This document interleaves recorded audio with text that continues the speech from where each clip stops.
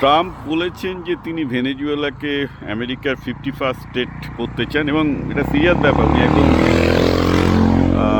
Cabinet মিটিংয়ে এটা বলেছেন।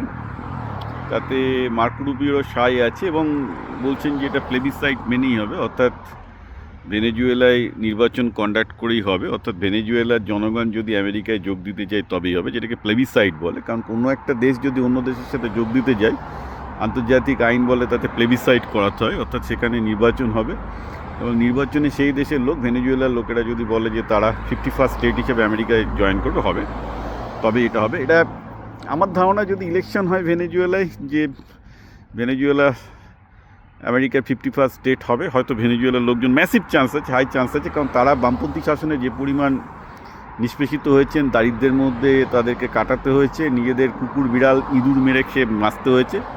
যদি তারা আমেরিকার পার্ট হন, তারা আমেরিকার ফুল প্রোটেকশন পাচ্ছেন এবং যা হয় আর কি, মানে বেসিক্যালি তারা আমেরিকার প্রেসিডেন্সিয়াল ইলেকশনে ভোট দিতে পারবেন। স্টেট ইলেকশনে তো তাদের আগের মতোই হয়, অর্থাৎ মানে আমেরিকায় যে স্টেট ইলেকশন যেভাবে গভর্নর মেনে হয় সেটা তো তাদের থাকবেই। উল্টে তারা আমেরিকার প্রেসিডেন্টকে নির্বাচন করার সুযোগটা পাবেন।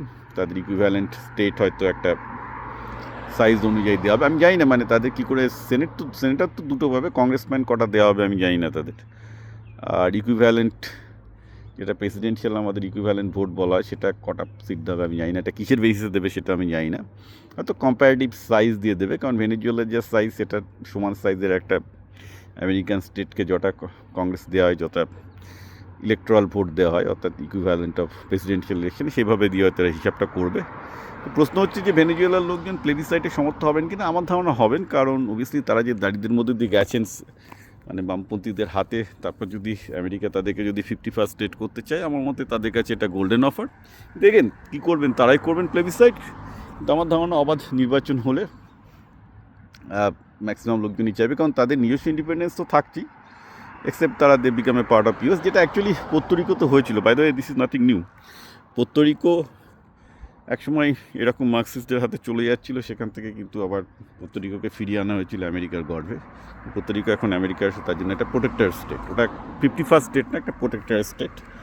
ইনফ্যাক্ট আর একটা স্টেট ছিল গ্রেনাডা, খুব ছোটো একটা কান্ট্রি, কিন্তু ওটা এতই ছোটো, মানে সেখানেও actually communist revolution, Marxist revolution হয়, তারপর জায়গায় গৃহযুদ্ধের পরে আবার ব্যাক করে ইউএসএটাকে টেক ওভার করে। এখন সেখানে খুব ভালো ডেমোক্রেসি চলছে এবং গ্রেনাডা মানে ট্যুরিজমের জন্য, মেডিকেল ট্যুরিজমের জন্য নাম্বার 1 ওয়ার্ল্ডে, খুবই প্রসপারাস একটা ক্যারিবিয়ান আইল্যান্ড এখন।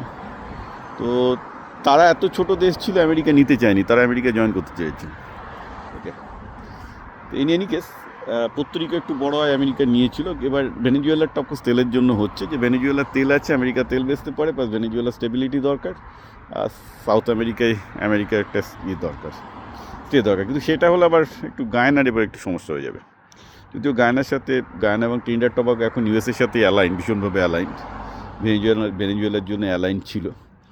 মানে এটা হতেই পারে যে ট্রাম্প প্রপোজ করলো গায়ানা, ভেনেজুয়েলা, এই দুটো স্টেটই একসাথে ইউএসের সাথে 51st and 52nd স্টেট হয়ে যাক, দ্যাট ইজ অলসো পসিবিলিটি।